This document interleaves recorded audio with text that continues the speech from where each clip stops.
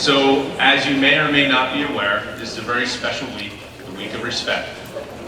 We have some very special guests with us today. We are going to provide you with a nice presentation. Before we get going, though, this morning, I do want to remind you that these people have taken time out of their days to be here with you, to talk to you about a very important issue. So please give them your undivided attention. Take off your hoods, take out the pods. Thank you, gentlemen. And give them your fullest attention. Before we get going, Mr. Lou Tuminero is one of the special guests with us today, board president.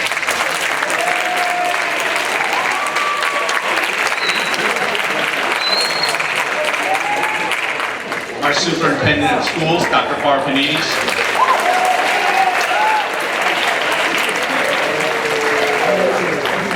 Police Chief DeMichael is here as well.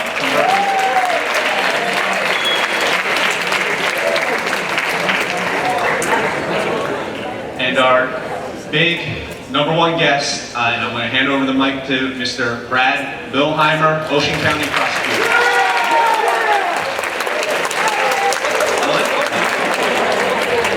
That's the loudest round of applause I've ever gotten. Thank you. I appreciate it. Good morning, everyone. I'm happy to be here. It's your week of respect, so we thought it was important to come talk to you. I just want to point out that I think Mr. Tuminero got a big round of applause because his son is back there, and my daughter is up here, so he's got to stand up. He's not shy, though. He's not shy. My daughter and her friends are sitting in the front row. I don't know if I was supposed to say that, but we're here to talk to you today about bullying. Okay, we're going to talk to you about the things that go on in your school, the things we know about, how it can affect you later in life, the way you should be talking to each other, the way you should be treating each other. Despite the way I look now, I can tell you that I wasn't born like as a 6'4" Ocean County prosecutor, right? I was a little kid just like you. So, not like you're little kids now, I get it, I know.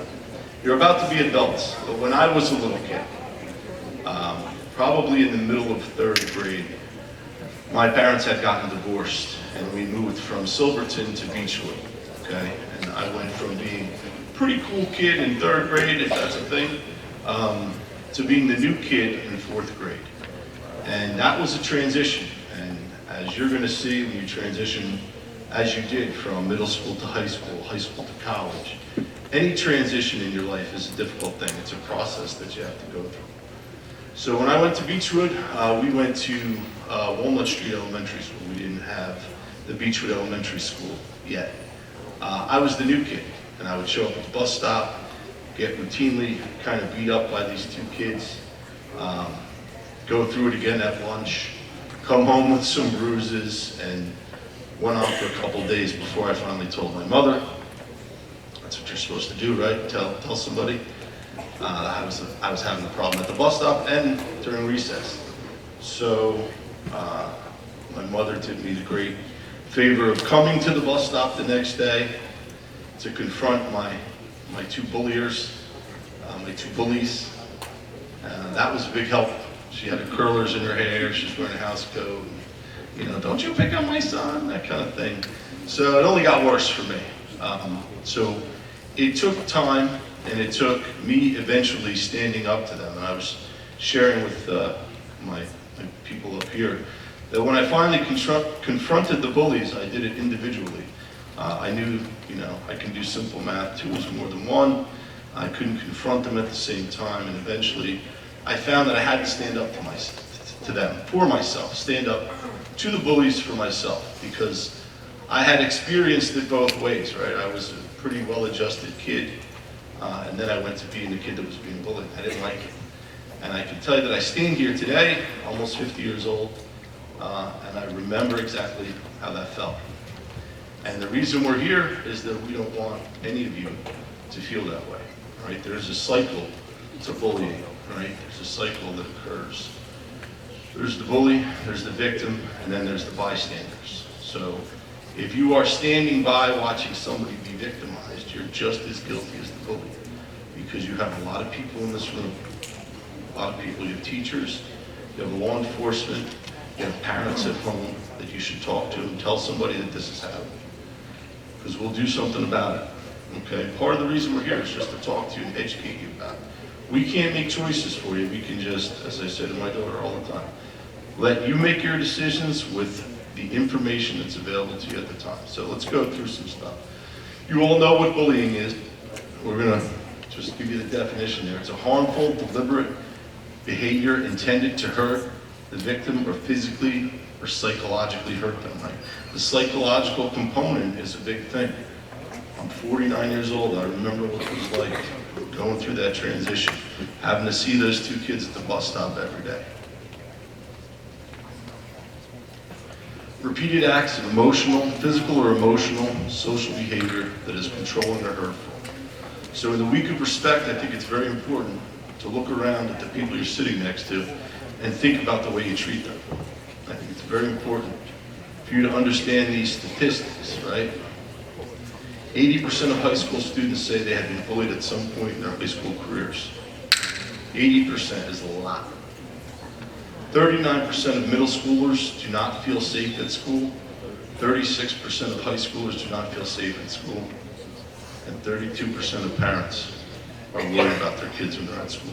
So the number one thing that we hear about all the time is that kids don't feel safe in school, not because of the things you think might happen, but because of interaction with another student, interaction with somebody that may bully them. So, you should know this part too, right? The statistics show that it doesn't matter, race, class, ethnicity, that doesn't apply to bullying. It applies across the spectrum. It can happen to any of you at any time. So if you go through a transition, you know, you could be the kid that's being bullied. If you're different from your friends, you could be the kid that's being bullied, okay? The goal of law enforcement, right? The goal of the Ocean County Prosecutor's Office, we make a lot of difficult decisions. We investigate crime. We try to prosecute the cases we can prosecute, and we try to give a voice to the victims. But the goal for Chief DeMichael, Chief Petrecka, myself, is to make sure that you're safe. You feel safe when you come to school, you feel safe when you're at soccer practice, and you feel safe in your homes. So you should feel safe when you come here. Let me just introduce real quick some people from my office. We have Chief DeMichael, they already introduced you. You got a nice round of applause. That was awesome. I have Chief Vincent Petrecka. He's the Chief of Detectives in the Ocean County Prosecutor's Office. I have Paul Whitehead here who put all of our stuff together for us. Mike Caldwell's up against the wall next to Dr. Corbett.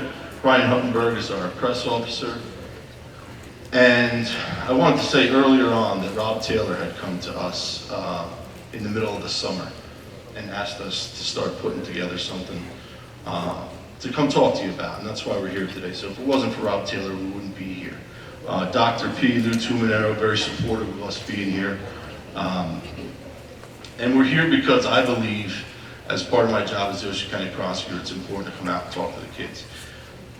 The chief will tell you, we make a lot of decisions all day long. Some of the most enjoyable times we have is coming out to talk to kids, because it's something I truly enjoy, and getting the message out there is important. One man I left out is Sergeant Hill. He's standing over here in the beige suit. I'm going to wave to everybody. He's going to talk to you now. Sergeant Hill, before I tell you what he does, you might want to hold your applause. Sergeant Hill is in charge of our high-tech crime unit, okay? Sergeant Hill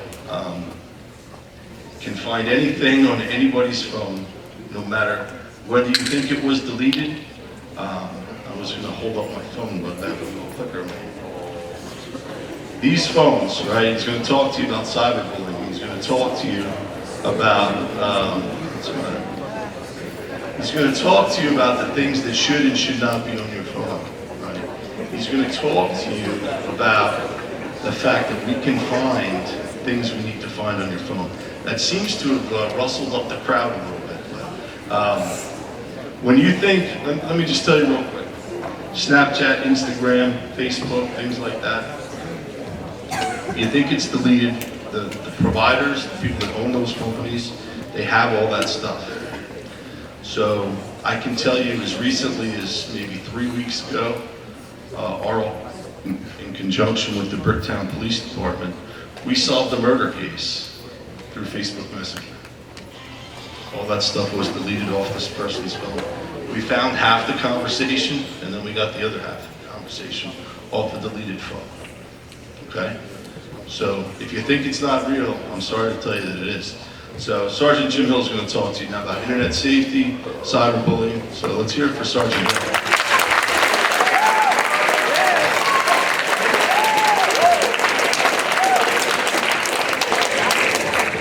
Thank you, Prosecutor. So as he said, my name is Jim Hill, the Sergeant of the High-Tech Crime Unit. As the prosecutor pointed out, I was not born 6 foot, 250 pounds. I grew up just like you guys. I know what 10th grade, I remember what 10th grade feels like. You guys are in between, you're not the freshmen, you're not quite the seniors yet, so you're kind of feeling your way through the world. Our job here today is to give you our experience and give you a little information so that you can make better choices. Because we all know the choices you made up until this point may not have impacted your life very much. 6th, 7th, and 8th grade, you know, they could, but once you hit 9th, 10th, 11th, 12th grade, that's going to formulate the recipe for your future, okay? As they were talking about the week of respect, one of the things that popped into my mind, I train mixed martial arts and Brazilian Jiu-Jitsu. One of the most respectful places you could ever be is a UFC fight. You walk into a UFC fight, everyone says please, everyone says thank you. There are no fights, no one mixes anything up. People hold the bathroom door for you. Why is that? It's because we've all taken a beating. We all understand, we have the experience of what that's like. Nobody wants to have any problems there. So, as you come up through school, realize what you do now impacts your future, okay? The Chief and I were talking before. One of the things, you don't think that, you know, what we're doing here means something to us. I've been in information technology now for 20 years. Okay, I've been in law enforcement for 15 years. I have 2 children. One's in middle school, one's going into middle school. They both go to South, I know, but you know that. So, one thing that is near and dear to us is you guys, in your age group, because we have children that age. When you guys do something that's silly online, that's stupid online, one of the examples I'll give you is somebody posted a picture at about 11 o'clock at night of a baby in a bandana with 2 guns. Right? Everybody seen that picture? No? Okay. Someone posted online, it got referred to us through child services. Right? This child might be exposed to guns. And it was a baby. They're about 18, 19 months old. The chief calls me up and says, hey, gather the troops, we're going to investigate this. Seems like an innocuous photo, right? It doesn't mean anything, but our job is to protect children. So as we begin the investigation, I will tell you, it went until about 3 o'clock in the morning before we hit a door, because we weren't sure if there was a child inside. The 16-year-old kid that posted that picture with their friends because they thought it was funny, their parents didn't think it was funny. All right? They didn't think it was funny when you have me standing over you while you're sleeping. Get up. Right? It's not funny. So, when you do things online, think of the repercussions. Okay? Think of us coming through the door. Think of your parents' door, because at 3 o'clock in the morning, no one's waking up as we knock on the door. That's why they give us the tools to enter those houses, right? The rams, the crowbars, things like that. A lot of damage can happen, and I have guys that are just waiting to do that. So what does my unit do? My unit conducts investigations. We assist in investigations. We assist the local police department in investigations. We perform digital forensics on submitted or seized devices. How many kids have iPhones?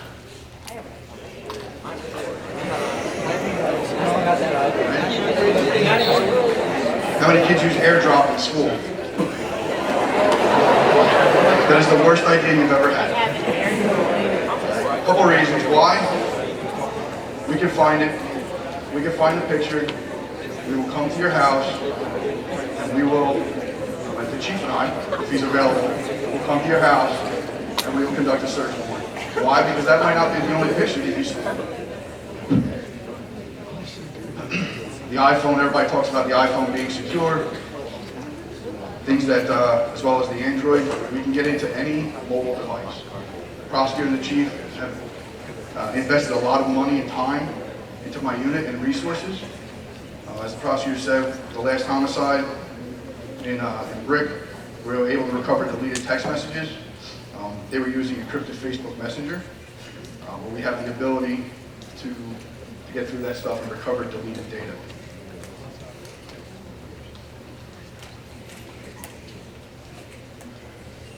We know that you guys are exposed to something a little different than we were growing up, right?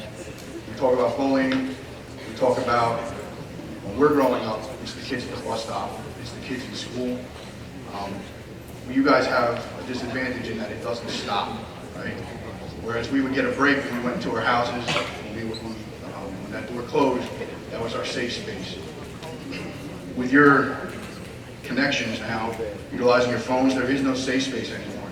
So now that bullying continues into the rooms, into your inner sanctum where normally you would feel safe.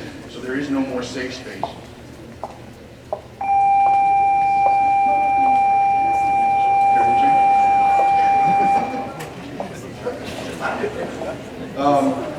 We also know what you guys do online: Instagram, YOLO, Snapchat, all that stuff, right? There's one for YOLO users in this age group and no one in the last group. What? Are you surprised I knew about it? That's all we do. All right, all we do is we live in technology. Me and the 5, 6 people that are in my unit, all we do is look for crime on the internet.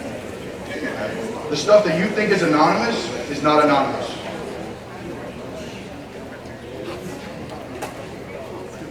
Every provider, Instagram, Snapchat, Facebook, I know you guys don't use Facebook, YouTube, they're required by law to scan every message that goes through their service, even the ones you guys think are anonymous. And when you send something, some photo you shouldn't send, or some message you shouldn't send, that's being scanned, and that message gets referred to the state police. It's nice. The following students please come to the guidance office: Anasia Kelly, Kayla Jimenez, and Janice Granville to guidance. So those photos are scanned. They're then sent to the state police if they just appear to be something that violates the law. And then they're sent to me, to my desk. I then review those photos, those images, those videos, whatever it might be, that message, and we act upon it accordingly.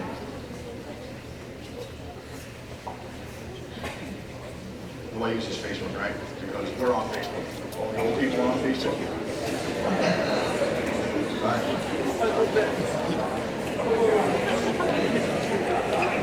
However, we do know that 80% of the time that you're on your phones, you're on some type of social media.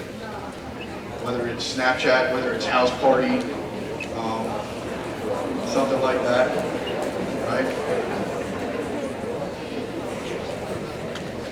The other thing we didn't have growing up, we didn't have camera phones. We had flip phones, and that wasn't until my early 20s that I had a cell phone, right? We had to hit A 3 times if we wanted to go to a C. So text messages were few and far between. There was actually a service you could call and have a text message sent to the phone. Then that person would then call and have a text message sent to the other phone. And that's how we function, right? You guys have these cell phones with camera phones that you think taking a photo, sending a message, has some type of anonymity to it. Where in reality, everything you send out to the internet or to another person, think of it as being tacked on a bulletin board outside in the hallway or being broadcast over a television. Anthony Aldrich, please report to the nurse's office. Anthony Aldrich to the nurse's office, please. Thank you. If it's not something you want shared with to everybody, every 400 and something person in this room, don't send it out to a single person. Because down the road, that image or that message could get out, and that's when we get contacted. As of June of 2018, we all know that there was issues sending images ourselves, each other, requesting images from people. We've seen the YOLO posts, right? So, just so you know, sending a nude photo of someone else that you've received is invasion of privacy. Gets better, but hold on. There's more. There you go. That was good timing. Thank you. Show of hands. How many in this room are 18 or older, other than the teachers? All right. So you're doing something wrong now. Unless you're doing mental. Child pornography law is applied. Okay. Quiet.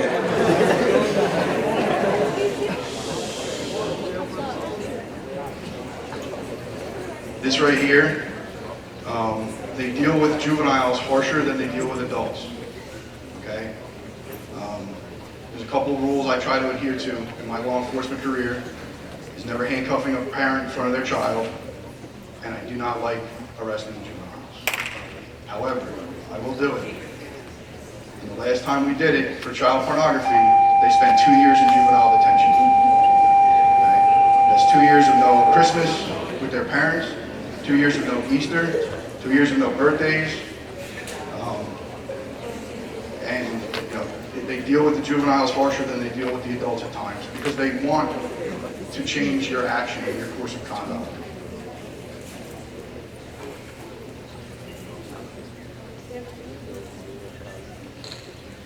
Clicker. So, I do use Facebook. I also use Instagram. Just so you guys realize, the first thing we do in our office when you get hired, or you apply to our office, is we search for your social media. Okay? It doesn't matter if you delete your social media. There are ways to recover deleted posts, deleted accounts, or at least research those accounts. From that point on, we look at what you've done in the past, okay? What you said, the groups you've joined, the things you've liked, the public posts that you've associated yourself with, or the public groups you've associated yourself with, the private groups especially, that you've associated yourself with. Those are things that mean something to us because they say something to you as a person, and what your mental state is, okay? When we were preparing this seminar, I went online and I looked just to see what posts were coming out of this school. I'm not going to repeat some of the posts that were coming out of the school. Other than this, is one of your English teachers had the prime example of what it's like with these posts. Okay? When you post, when you share something, think of squeezing a toothpaste tube, right? And then try and put the toothpaste back in that tube. It's not going to happen, right? Once you put something out on the internet, there's no other way, or no better way, in my opinion, to describe what it's like to do that.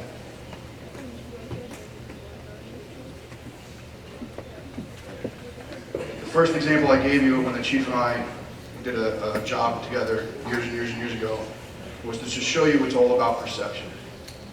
And perception being, we didn't know that the child wasn't in danger. We didn't know that the photo actually ended up being a stock photo from some other stupid person that put it out there. It took a lot of time, took a lot of resources, and when we went through that door at 3 o'clock in the morning, we weren't sure what we were going to find on the other side, other than two 16-year-old kids, who did something incredibly stupid, thinking that it would be funny. So, when you do things on the internet, and when you do things over your phone, when you do things over any type of mobile device, it doesn't matter that what you're thinking at the time, what you think is funny. It matters what the person on the other end is seeing, what they're feeling. You know, are they feeling threatened?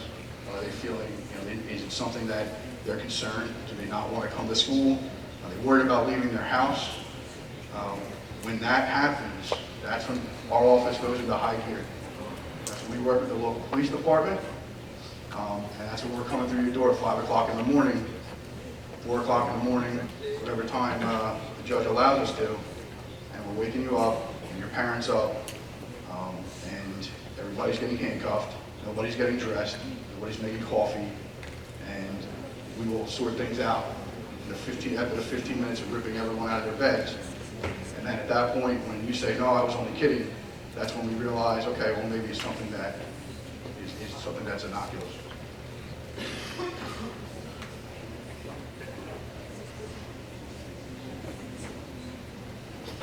There it is.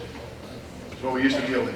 If you don't think that once the parents find out that the kid's been assaulted or the child's been bullied, this is what is in our office, then you got to realize that it's a problem. Growing up, the only problem we had was stranger danger, right? Don't talk to people that you don't know. Don't go out and don't get in a stranger's van if they offer you candy. Okay? The same thing applies online, where you guys feel invincible, you feel anonymous, so you'll talk and you'll say things that you would not normally say because you feel like everything is okay and you're in your safe place in your house or you're in school. What's that?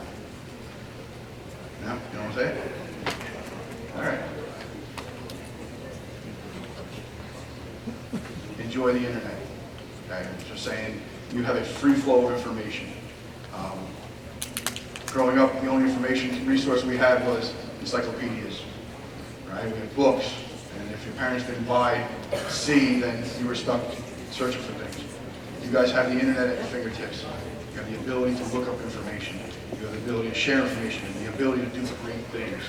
You have knowledge that beyond your years. Make sure you do it in a safe and respectful manner. Here's my contact information. Prosecutor.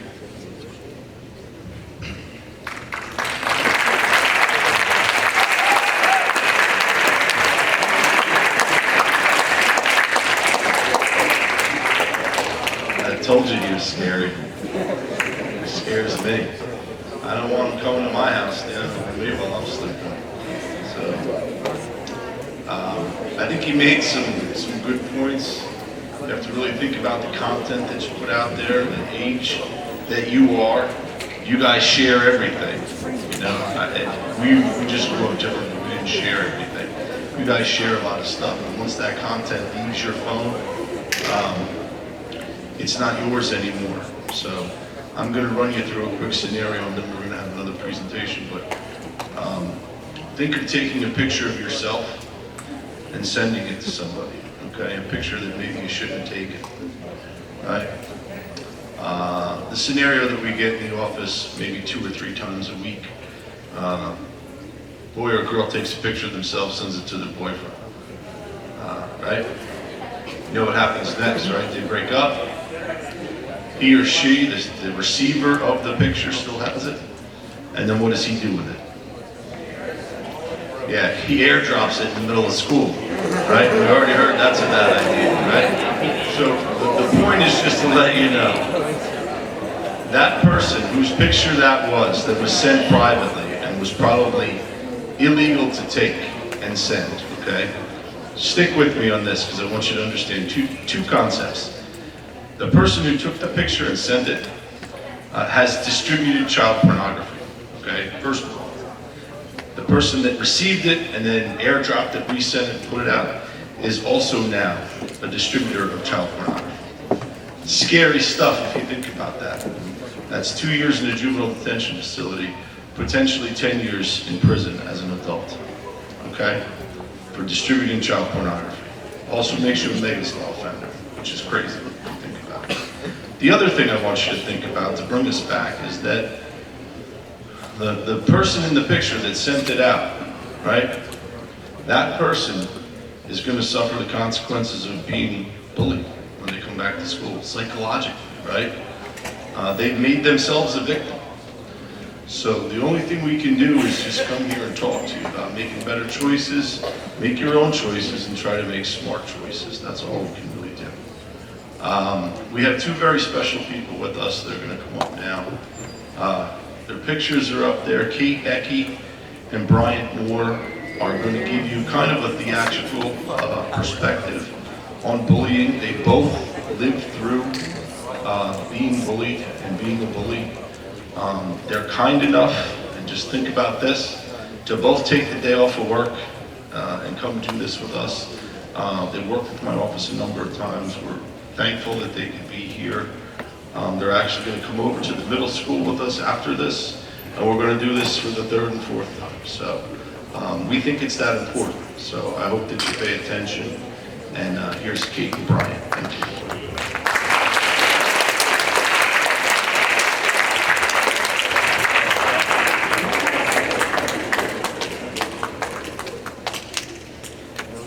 Ping. You're disgusting. Ping. Everyone hates you. Ping. You have no friends. Why do you even come to school? The person on the receiving end of those hateful messages was me. I started being bullied when I was in 7th grade. It started with the occasional message from a random classmate. Ping. You're so ugly. I would sit and stare at my computer screen, unsure of what to do. Should I answer this person? Or maybe I should say something mean back? More often than not, I would click the little black X and continue my homework. These messages became worse and more frequent. I would log on to hateful messages from people I didn't even know. Ping. You know that no one likes you, right? Ping. You're so nasty. Ping. I hate you. Ping. You have no friends. Thanks, bully. I didn't think that I would ever get that label. I was popular. I was well-liked. I had a lot of friends. But I wasn't always nice to kids who weren't popular or who weren't in my clique. Sometimes I would do or say hurtful things to them. I have done the things that Kate described happening to her. In fact, I did them to her and to others. Kids who are not popular are part of the in crowd. That's it. I recognized that I was a bully. I was mean, and I was cruel to my classmates. I have been punched, pushed, the subject of vicious rumors, the target of hateful words, and made to feel like I didn't deserve to live. This torment lasted from 7th until 12th grade. There were days that I didn't want to wake up. Days where I would lie to my parents and tell them I was sick because I was afraid to go to school. I'm not going to sugarcoat or try to explain away my behavior, but I do feel it's important to explain its origins, where this was born from. See, I didn't have the greatest home life. My parents were split up. I was back and forth between them both. During, I would say I was probably about your age, my father had passed. I was a multi-sport athlete, and my father passed away of a heart condition that I later found out that I had.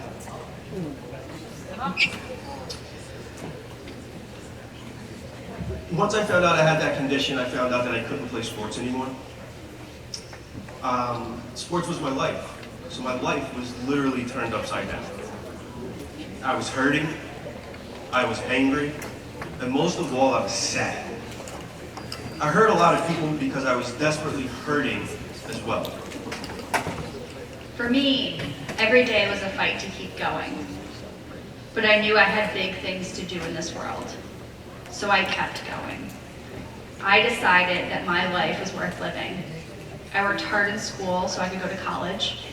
I knew that I just had to get out of high school, and I knew that it would get better. Many years after Katie and I graduated, I would go off to St. Peter's University, later transferred to Monmouth University, where I studied psychology, ended up getting my degree in psychology and adolescent criminal justice. during college, I heard that Kate had wrote a book. I read that book. And in that book, she writes about her experiences of being bullied. That's when I recognized that she was basically writing about me and about some of the things that I have done. After reading that book and recognizing myself in the book, I reached out to Kate via Messenger and I apologized to her. I asked her for forgiveness. See, we have to be careful with our words. Once they're said, they can only be forgiven and they'll never be forgotten. And I forgave Brian that day. It takes a lot of courage to forgive someone, but it takes more courage to ask for forgiveness. Today, Kate and I both work with kids who need help, who are in desperate need of our assistance. Kate is a licensed therapist, working with kids who have been bullied. I own my own business, mentor and tutoring, and I deal a lot with kids who have been bullied as well. We took two different paths, but we came to the same place. A place where we help kids who also need help. Okay, everyone. I want you to put your hand on your heart. Do you feel that? That's purpose. You are alive for a reason. And that's my message to anyone who's listening right now that thinks they can't go on. It gets better. Your life matters. You are made for big, wonderful, and exciting things. The dreams that you have are meant to be brought to life. Never in my wildest dreams did I believe I would be where I am today, professionally or personally. Or that I'd be speaking to you, sharing my story. But I am. And that's because I believed in myself above all else. And I believe in each one of you. I believe that you can be your best self. I believe that whatever it is that you are struggling with right now will end. You'll emerge on the other side stronger and braver than before. If you have done hurtful things or unkind things to someone in your life, now is that time to apologize. Now is your time to ask for forgiveness. And now is just the time to stop. It's time to stop bullying people that are different from you. It's time to rise up and become the kind, generous person you know that you are inside. Look, if you're hurting like I once was, please find somebody to talk to. I found a counselor that, in my school at the time, that changed my life. He's the reason why I ended up going to school for psychology and later criminal justice. There's so many people in this room, your teachers, counselors, us, that care about you. We know you're out there today. And if you bullied somebody today, yesterday, early last week, late last week, just think about how you made that person feel. I'm not asking you to raise your hand or identify yourself, but I am asking you to simply think about others and to stop. When you go back to class later, you have the chance to do just that. A chance to change your behavior and focus on the positive. This woman standing next to me forgave me after I apologized. You may not get that chance to be forgiven. So it just makes sense to just stop the bullying. You never know. The person you say hi to or are nice to today, tomorrow, it may be your best friend later. If you're bullying somebody, it's not right, it's not funny, and it's not cool. If you're being bullied, you're not alone. You need to reach out and get help. Tell any adult at your school that you trust. Everyone is here to help you. You don't have to suffer alone. I suffered in silence for so long. You don't have to. Your teachers, your principal, your school counselors, everyone is here to help you. No one deserves to be treated that way. If you see someone being bullied, stand up and say something. And if that seems too hard, tell an adult at your school that you trust. You could change and maybe even save someone's life. And like Brian said, if you're bullying other people, it's not right, it's not funny, and it's definitely not cool. What you say to someone today could have a lasting effect on the rest of their lives. Listen, take it from me because I was a bully. Take it from me because I was a target. Always be kind and always be respectful. The story we just told you is real. It didn't take place in a different state or even a different county. It took place 15 minutes down the road at Southern Regional High School. And we share that with you because we want you to know that bullying is real, the effect is real, and it needs to stop. And we hope that you guys learned something today that you'll take back with you. We have a couple of minutes for questions. Does anybody have any questions?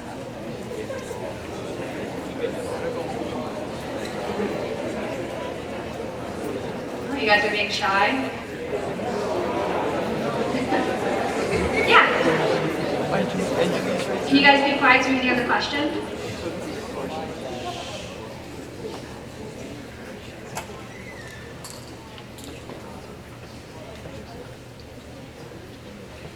So the question is, as a bully, was I making fun of people or putting people down or hurting others because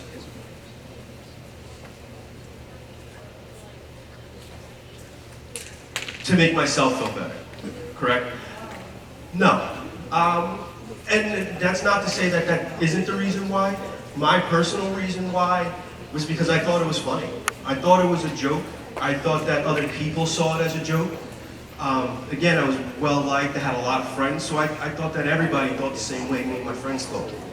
So when I would make fun of Kate, and she would give a nervous laugh, well, that was me not taking the cue that she was uncomfortable in that situation. So it wasn't necessarily me making fun of her to make myself feel better, but it was my kind of way of, I thought I was just joking with everybody, and that's a very big part of bullying, is sometimes people don't understand that they're being a bully because they think it's funny, they think other people are getting entertainment out of it, when in reality, you're really not. Good question. Any other questions?